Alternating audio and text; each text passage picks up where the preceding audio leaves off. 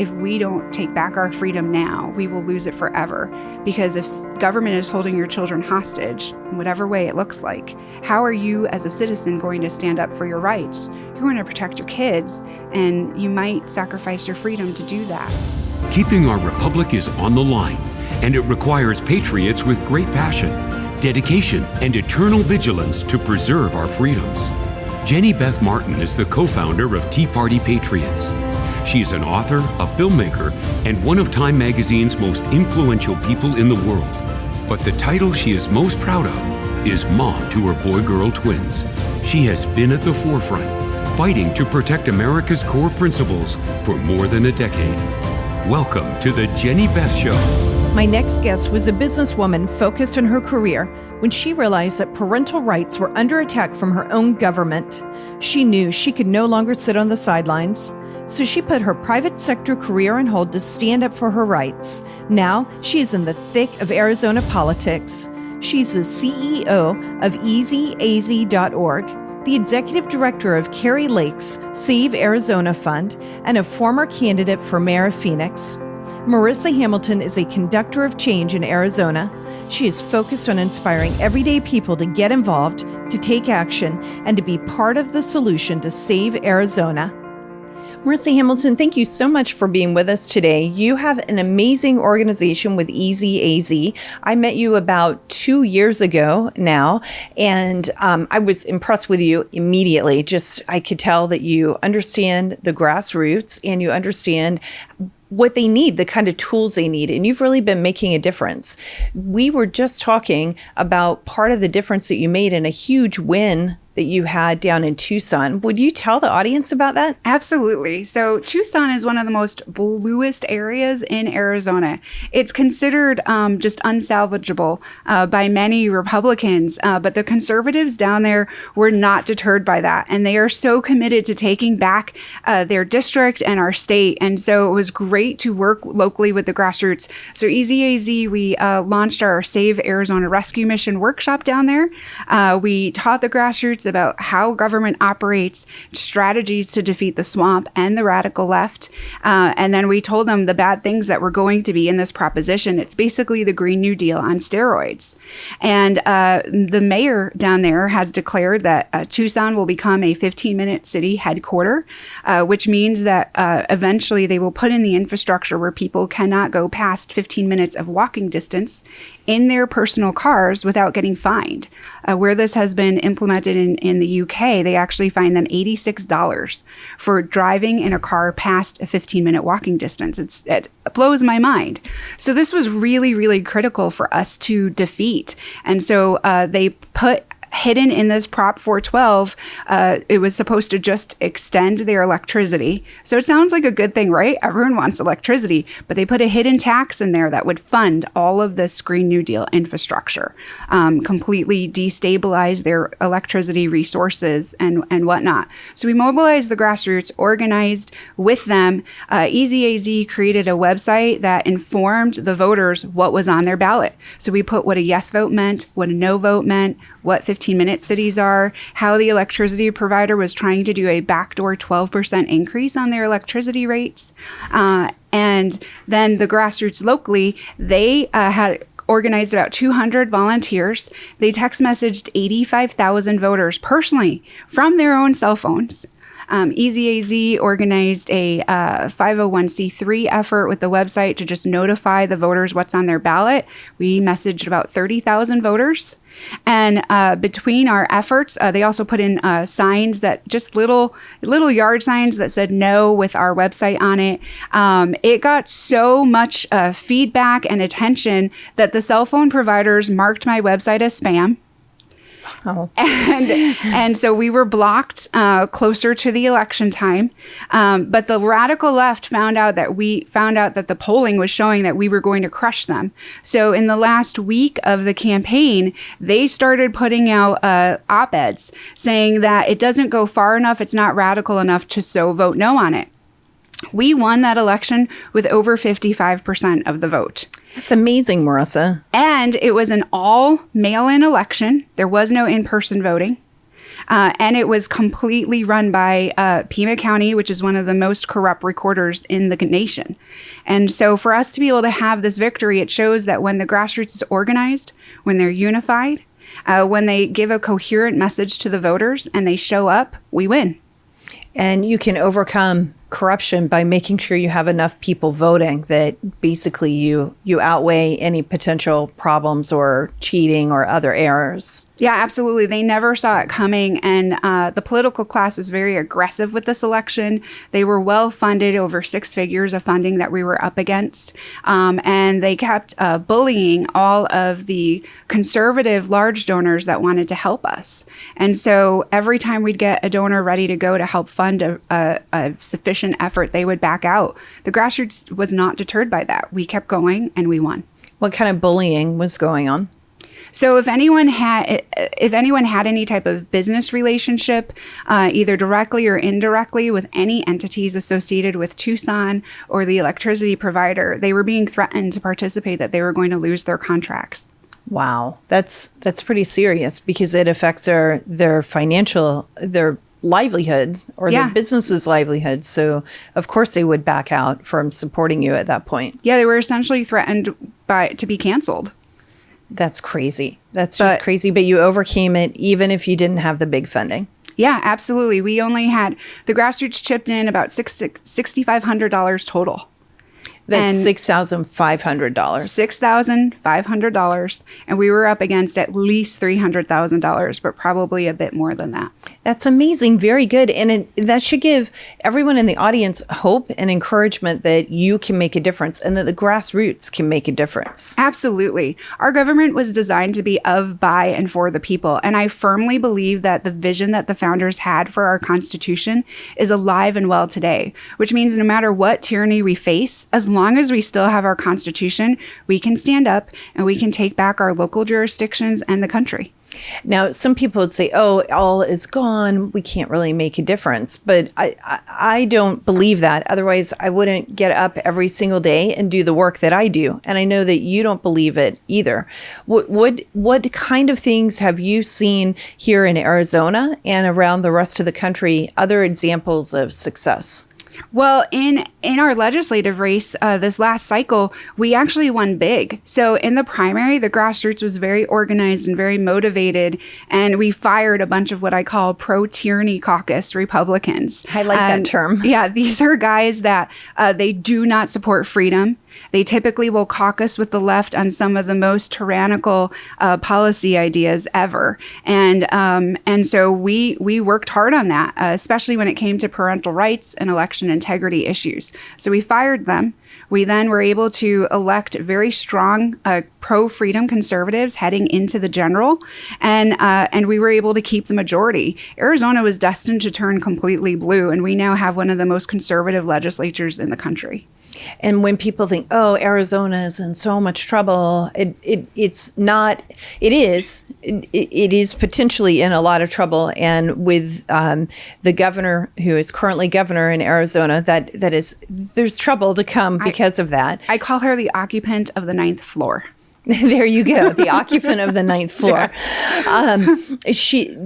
Yes. So there's trouble. And despite all of that trouble, there's reason for hope and optimism, because you have had wins, and the legislature is not deep blue. I call them not pro-tyranny, but freedom thieves. And I like that. So it's not all freedom thieves running things in Arizona. Yeah, and the other important thing that we did, there was 2 important things that we did. So one, my good friend Dan Farley and I, we organized an effort going back into 2021 to mobilize the Scottsdale and North Phoenix area. Those are swing districts. Those were destined to turn solid blue. And instead, we did weekly meet and greets. We trained the grassroots as to how to be effective and how to organize in your neighborhoods, and mobilized. And from doing that, we basically just sent out 3,000 handwritten postcards. We followed up with phone calls. We did a little bit of door knocking. We invited them to weekly meet and greets with candidates and legislators and whoever else was important. We recruited them to engage and get involved. And from that effort, we were able to recruit about 400 new volunteers. And then we were able to also recruit about a little over 100 precinct committeemen. And we were able to salvage one of the seats in that Scottsdale district in LD4. And that helped save the house, right? That saved the house. We also were able to keep both of the seats in the next door in North Phoenix in LD2. So that saved the Senate. Let's talk about two different things that you've mentioned, the Save Arizona Rescue Mission. Yes. And also I want to go through more about the meet and greets, but start with, what is the Save Arizona Rescue Mission? Yeah, so the Arizona Rescue Mission is about mobilizing in your neighborhood. When we look back at the way the founders saved our country, it was largely in living rooms, dens, at the pub, the taverns. It was within every local community.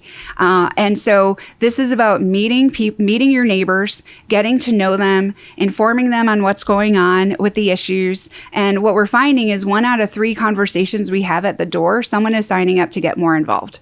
That's great. That's really quite remarkable. And then when they get more involved, what do? So when they get involved, if they're available, they'll come to the meet and greet. We just had a great meet and greet in that same district I was talking about at LD4. We had about 35 voters show up that hadn't been involved before. And so when we're there, we had two elected officials there, a city councilman, a school board person. They're able to ask questions to their elected officials personally, one-on-one, in the same room. And then we go through what is the state of Arizona, why we didn't win all of the seats that we wanted to in the last election, what the radical left is doing to our state, and what the solution is to mobilize against it. And then everyone gets a clipboard with a sign-up sheet, and they sign up where they want to get involved, and we follow up with them and get them plugged in. That's very good. Your website is EZAZ. It is a really cute website. It's very colorful. It's very, very colorful. And it's your motto is easy as pie, yes. Right? And I would say you have bite-sized action items for yes. people. So talk about what kind of things are on your website, and why is it called EZAZ and easy as pie is your motto? So when we first started the organization, I was actually just doing a quick little interview outside with someone that has just like does social media videos. And he was asking me what we do. And I said, it just blurted out, we make civic action easy as pie. And then we went back and looked at it and we're like, hey, that actually is a pretty cool tagline. So then we developed an entire theme around it. But the other interesting thing is we found that people were afraid to come together. They were afraid to socialize even. They were afraid of being canceled. And community, especially from COVID, was something that was very missing. But also so many people wanted to be able to participate in a safe, fun, friendly, relaxed environment. And pie makes everyone happy. It's, there's a lot of bad things that our government is doing against us at all levels of government. But when you're talking about that over a piece of pie, it kind of makes it feel a little bit better and gives you hope that you can overcome it. And so even our meet and greets, we serve pie and coffee at our meet and greets. And we've had better turnout with pie and coffee than we have with cheese and wine. So we kept it going. That's great. That's really good. Well, and there's so many options with pie. You're right. There's pie, and pie makes people happy. And if you can't find some sort of pie that you like, there's probably something wrong with you. Yeah. Well, and I have a gluten and dairy allergen. And so we also will find, pies and homemade ice cream and things like that everyone can have. So even people with dietary issues can come and participate and have fun with us. But they can learn what's going on in their government and how to take action and then mobilize to defeat it. And then we celebrate with more pie. That sounds good. And then what kind of action items do you give people? So we created an actual site, ezaz.org/action. And so we track our government, we track the radical left, and we identify what I call Jenga pieces, for lack of a better term. A big government is basically kind of, if you think about a Jenga game, where bureaucrats will come in and they'll take a piece from the bottom and they'll put it on the top, and it might make government and freedom a bit wobbly, but they're like, look how beautiful, we grew government.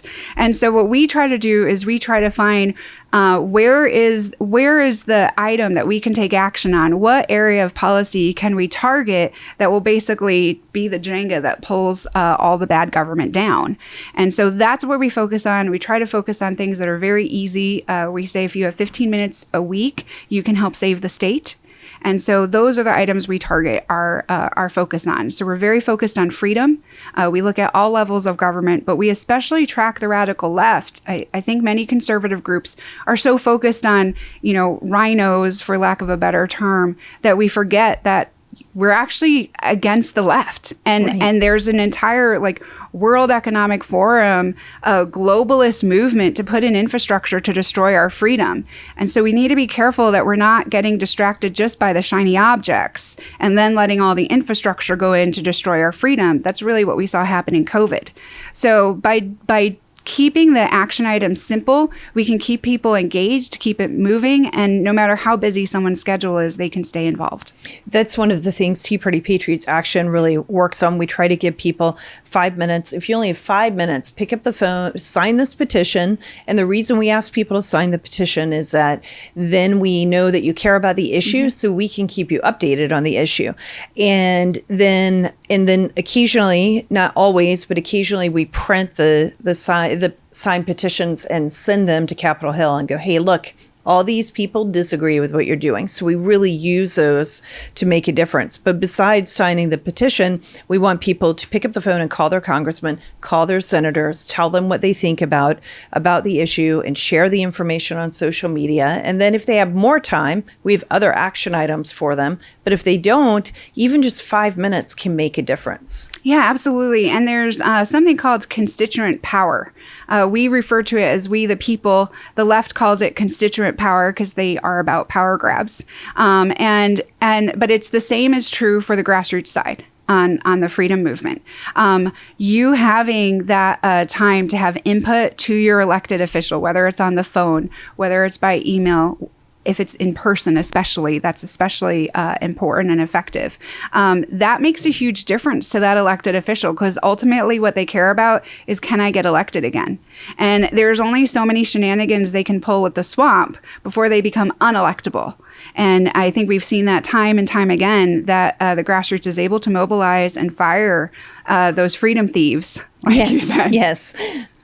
And it's good when that happens. I know that there are people who get so frustrated because they think that they've been involved, and especially people in the Tea Party movement, they've been involved since 2009, and they watched Republicans win, and then things didn't change the way they wanted it to. And then Trump got elected, and then the former senator from Arizona prevented Obamacare from being repealed.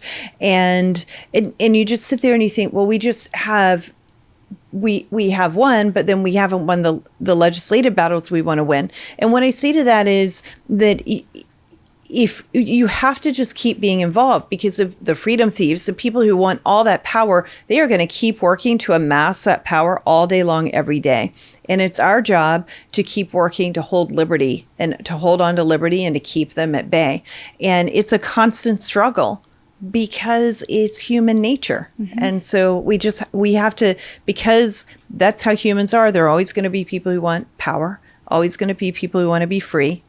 And COVID showed us, if nothing else did, there are always going to be people who want to be safe. And there's a struggle between all three elements. And we have to keep standing for liberty, because if we don't, the other elements will win.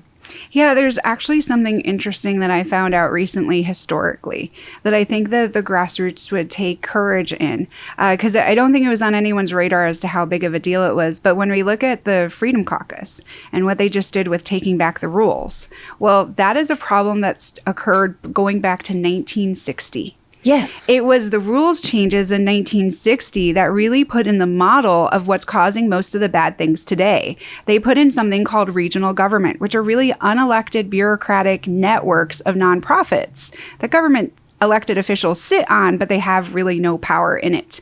And they then negotiate with the federal government to keep doing these heavy spending programs that put hostile strings onto it to steal our freedom. That money then goes to local government to override the will of the people. And so the rules change was so significant because they needed to do the rules change to get that to happen in the first place. And so for the Freedom Caucus to take back the rules, I don't think our grassroots recognizes how big of a leap forward that was. That was huge for us to be able to do. Now we, the people, have an opportunity to show up and be more effective, even at DC, even in the swamp level, to take back our freedom if we just show up. That's right. And the Freedom Caucus has been around for many years, but it took continued work and being engaged, making people learning what the rules are, learning where the root of the problem was. In this case, with that one, it's from the 60s with rules changes, and then figuring out, okay, what do I need to do to change that? But to get to the point where we want that change, we've got to win elections, which means we've got to get out the vote and identify voters and make sure they show up to vote. So, it might take winning more than one election cycle before they could get to the point where they could change the rules. Yeah, absolutely. And, it's funny because the radical left never says after they lose an election, well, we got to give up. No, never. Never. They use it to mobilize and re-energize their people to fight harder. And so, when you look ideologically, the radical left, they want to mobilize to weaponize democracy to destroy the republic. Whereas on our side, we want to amplify the republic to preserve freedom. Well, we have to care about our ideology more than the left does in destroying it. So we have to put everything we've got into mobilizing to take action, whether it's securing our elections, whether it's stopping the rabid, crazy spending, whether it's stopping the infrastructure that they're trying to, this globalization that we saw during COVID. Whatever it is that's passionate to someone, they can participate, they can make a difference, and they can help us win. Exactly. That's exactly right. Let's talk about some of those issues a little bit more. When you were talking about the 15-minute cities, I think, and I haven't done a podcast yet that really highlights what that is. Can you explain to the audience what is a 15-minute city and the fact that you're not crazy when you talk about it? Yeah, I know. I had a hard time believing this was a thing. To give a little bit of a background, I ran for Phoenix mayor in 2020, and part of it was to defeat like the riots and the defund the police movement, and also be an answer to what was happening with COVID, with destroying our freedom. There was a candidate named Yasmin Ansari that popped up for city council. And she started talking about basically that the climate was racist. And I was like, it's wind. How is this? What does this mean? So I started going down this rabbit hole and I just thought it was absurd. And I was like, there's no way this person can win. This is the craziest thing I've ever heard of. And it came down to that there is the climate agenda is attached to what I call transportation tyranny. And that leads to the infrastructure that they want of 15-minute cities. And so they want to create these zones. It almost sounds like Hunger Games, but they want to create these 15-minute zones of walking distance in the name of climate, of protecting the earth, where it's a hostile framework where you cannot leave that 15-minute plantation in a personal vehicle. Without paying a heavy fine that really just wealthy people would be able to afford on an ongoing basis.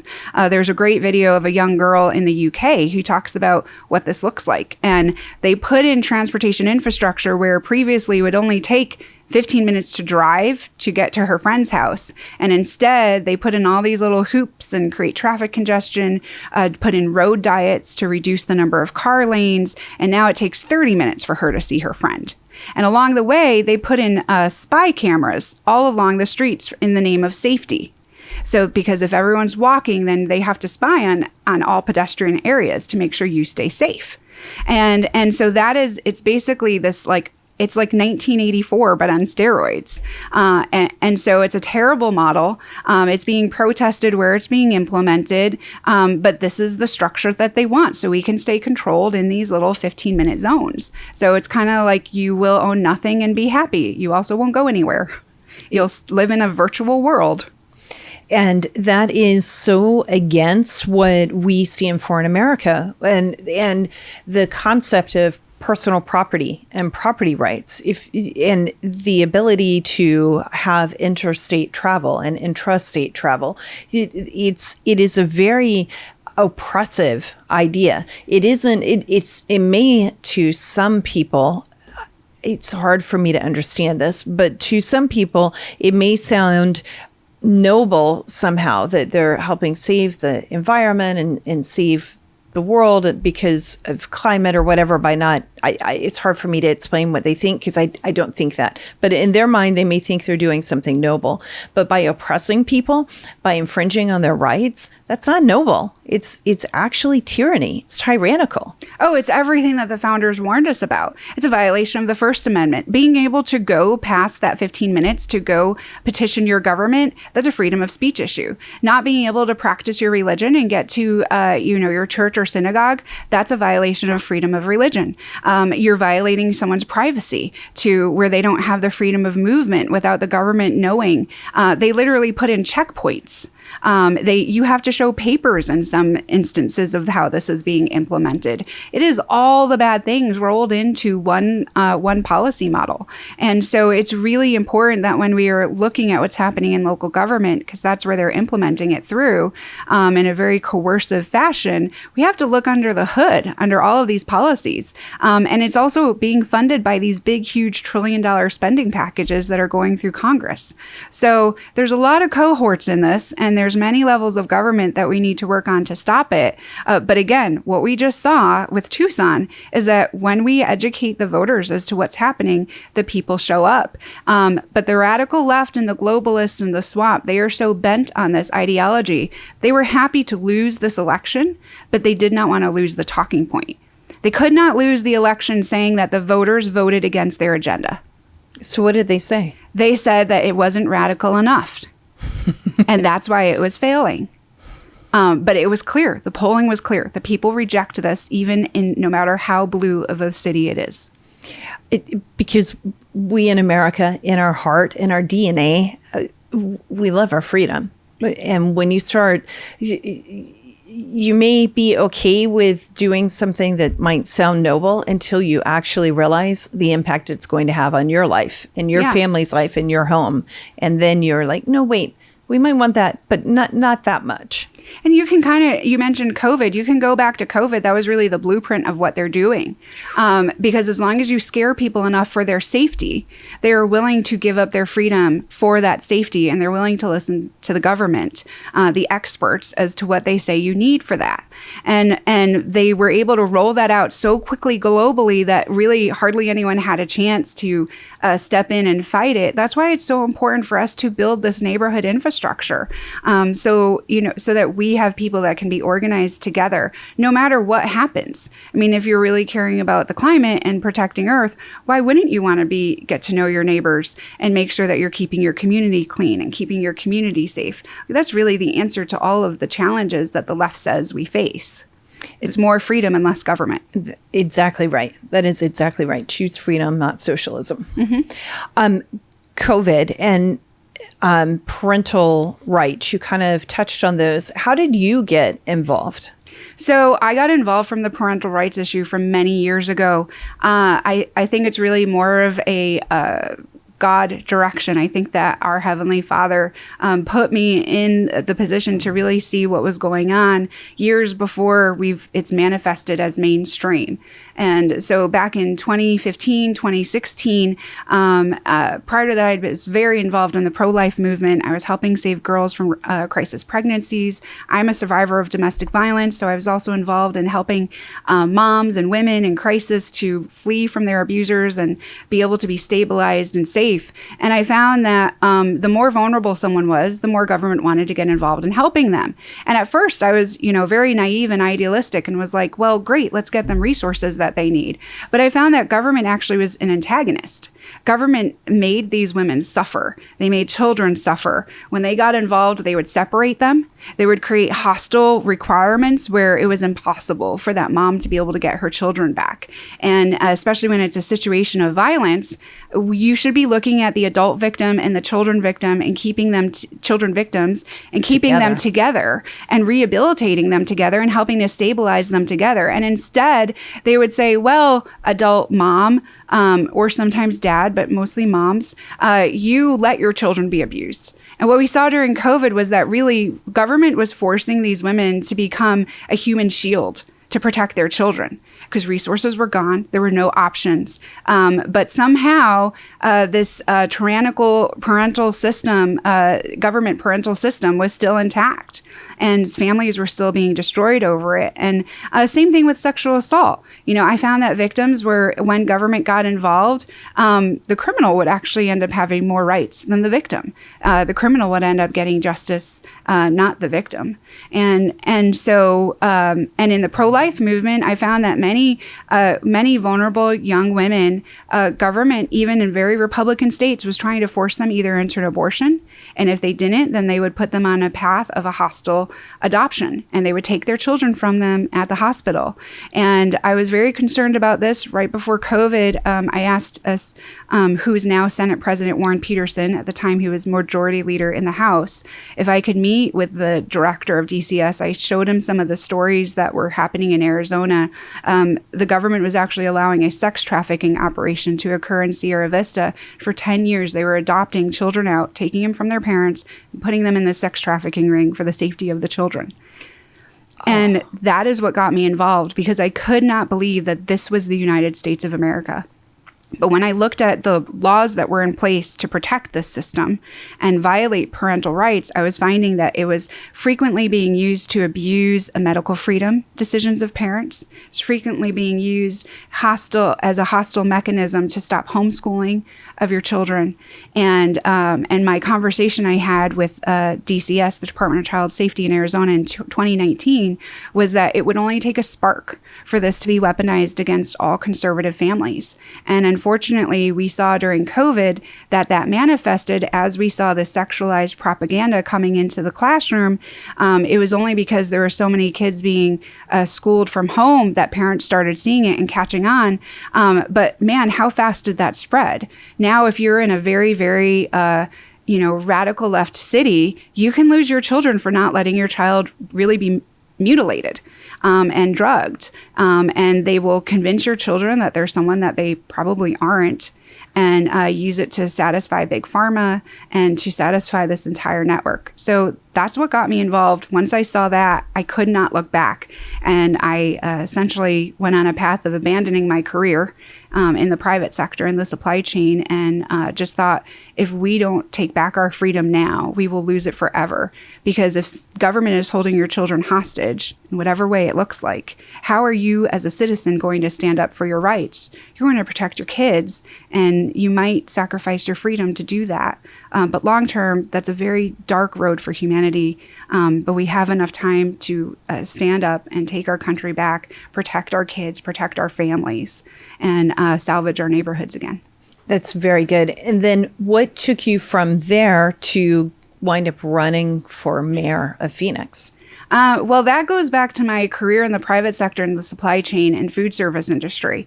When they called for the lockdowns, my professional career was still very much in the background in my head. And I said, wait a minute, if we're in a real medical pandemic, the supply chain is king.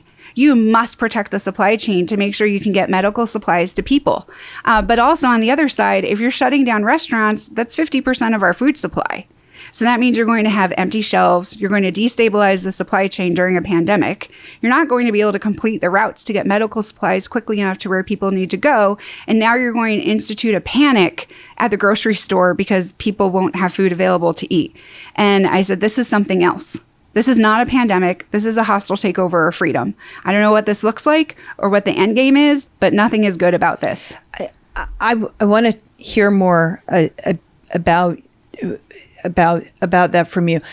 I also worked in the supply chain. So I had programmed computers, and I worked for a Fortune 500 paper company and office product company.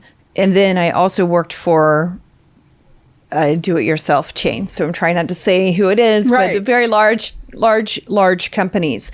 And so I saw how raw goods, trees, were turned into paper and then shipped out to be turned into corrugated paper for boxes, and saw that firsthand. Saw just-in-time manufacturing so cool? firsthand. It really is.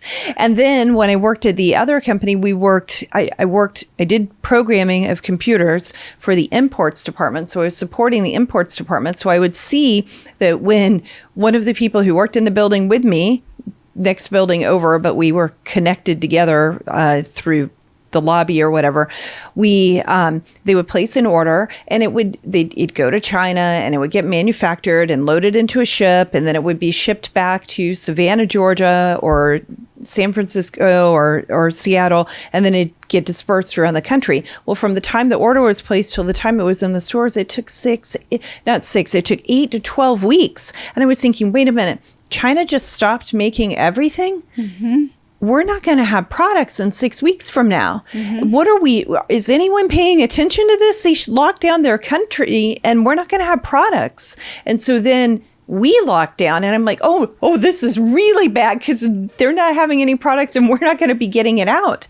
It blew my mind. I knew immediately this is a wrong answer. We don't follow the Chinese Communist Party ever. Why are we doing that? Yeah, in Phoenix, it was Kate Gallego, the mayor, that was leading this lockdown because the governor wouldn't do it right away. And so she basically organized with Kyrsten Sinema, the senator, along with the mayor of Tucson and Flagstaff to hold 80% of our economy hostage.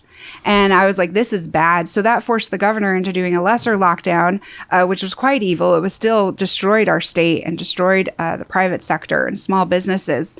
But even more so than that, going back to my background of survivor of domestic violence and sexual assault, I just immediately went into it. The second thing was I went into a panic over that. And I was like, oh my goodness, our public safety issues are going to explode. Yes. And domestic violence deaths increased 180% by the summer. And in addition to that, our mayor was upset that we didn't have riots, the Black Lives Matter riots in Phoenix. She was trying to get a Black Lives Matter plaza, and she wanted to have riots. So riots came to the city, and then she said they just needed to be heard. We had violence for 3+ days before the governor would step in. They spread to Scottsdale, millions and millions of dollars of damage, businesses destroyed. And I had just had enough between all of that. But more so than that, with the biggest assault on freedom that we've ever seen, she did a great emergency, which was eliminating the city council.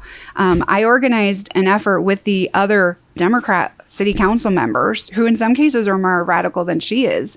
But I was able to say, isn't this dissolving democracy if you don't have your power anymore? And we were able to turn that over from a great emergency to a local emergency. And I thought, you know what? If no one stands up against this, then it's going to look like the city of Phoenix, the people of the city of Phoenix agreed with all of this tyranny. And so someone needs to stand up. We have to give the voters a choice. We have to give them a chance to make a difference. It ended up where she spent $1 million on my race over 90 days. It was a very last minute decision to run. She changed her graphics and her marketing materials 4 times. She started having her graphics have the same outfits I was wearing, which was bizarre. And she used my tagline in her video. So essentially, at the end of the day, even though she won for mayor, my ideology won. Freedom won. The people of Phoenix said, no, we don't want any of that. They just didn't know who they were voting for. And so it ended up changing the course, I think, of Phoenix, of the direction they wanted to go in. She was trying to defund the police. She lost the defund the police vote. And she then tried to defund them by doing a vaccine mandate to force 60% of them to leave the force. And same thing with our firefighters. And we organized the city employees. We had a march with 2,200 people, mostly city employees, go from the Arizona Capitol to the city of Phoenix. And she gave up on our way over to the city. She had people calling us from the city saying, don't come, we're ending the mandate. But I was so proud of the American people that day. I was so proud of our Arizonans for stepping up and saying, no way, you're not doing that to us here. And it was inspiring to see that even when you are in the super minority in the city, with radical Democrats controlling your city, you can still rise up and win in a peaceful way. And you can make allies across the political aisle. Mm-hmm. They say politics makes strange bed buddies, yes, or bedfellows. But that adage holds because it's true. When you can find that you have common ground and agreement with your normal political opposition, you can wind up becoming a very powerful force. Yeah, absolutely. We organized over 300 volunteers in that very short campaign. And that is what we were able to use to launch EZAZ, because people didn't want to stop after the race was over. They wanted to say, what more can we do to take back our city and take back our state? And that's led to all the successes that we've had in Arizona. We're not out of the woods yet. The left is gunning for us. They want to take our state and flip it blue like they did to Michigan. But we have some solid infrastructure here to take it back. We just need to get more resources to the people, get more education to the voters, help them to know what they're voting for, and they will vote better. So what if you're one of the listeners or watchers of this podcast, and you're angry, you're frustrated, you're worried about the country? What do you say to those people? What are the things that they should be doing? And they may be in Arizona, but they may be in other parts of the country. What do you recommend they do? I first will say to them, I have been there. I know exactly how you feel. I feel that every day when I wake up in the morning. But I am reminded that through faith, all things are possible. We are on the right side of freedom. And so I firmly believe that if we learn first how our government operates, learn the rules of how to participate in an effective way, strategize around that, unite, organize, mobilize, no matter what the problem is, we can take back our government at every single level. And so I want to encourage them to get out of their comfort zone a little bit. Recognize that these small wins do matter.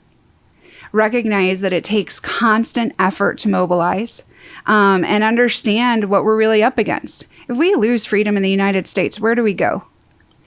If we lose freedom in the United States, it's not just where do we go, the rest of the world, we can't even imagine the darkness that we will see in the world. Yeah. We cannot fathom it, because America or England has held the torch of liberty for over 2 centuries. Yeah, and I kind of go back to my faith a little bit. As a Christian, I believe everyone was born with a purpose. And so every single one of us was put here now to do something great with our lives. It can be different depending on who you are and what that looks like. But everyone can chip into helping freedom. And I would rather wake up every day knowing that I am dedicated to driving freedom a little bit more.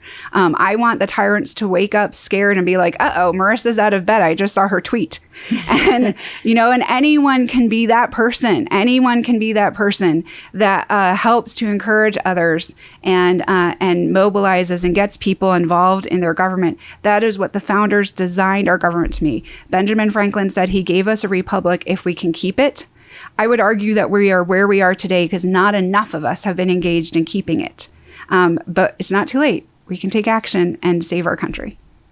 Well, this has been a great conversation. Thank you so much for joining us today, Merissa. And if people want to get involved in Arizona, repeat your website one more time. Sure. You can go to, it's the letters EZAZ.org. You can sign up there. You can also find me on Twitter at Merissa Hamilton, spelled Merissa. And then we also have a group on Facebook, but honestly, they keep banning us there. So I would just go to our website, subscribe, join our Telegram page, follow me on Twitter, and just get involved however you can. Well, thank you very much. And I'm so glad that you are here in Arizona making such a huge difference for freedom and teaching other people how they can make a difference as well. Yeah, well, I want to thank you for breaking the glass ceiling, so to speak, and organizing the Tea Party and giving us a model of how we can take back our government, never quitting, always staying persistent, keeping in the fight. We are able to do what we are doing today because of you, your organization, and people like you that are helping us to be able to be effective. Well, thank you. And it's our pleasure. So thank you very much. The Jenny Beth Show is hosted by Jenny Beth Martin, produced by Kevin Mooneyhan, and directed by Luke Livingston. The Jenny Beth Show is a production of Tea Party Patriots Action. For more information, visit teapartypatriots.org. If you like this episode, let me know by hitting the like button or leaving a comment or a 5-star review. And if you want to be the first to know every time we drop a new episode, be sure to subscribe and turn on notifications on whichever platform you're listening to. If you do these simple things, it will help the podcast grow, and I appreciate it very much.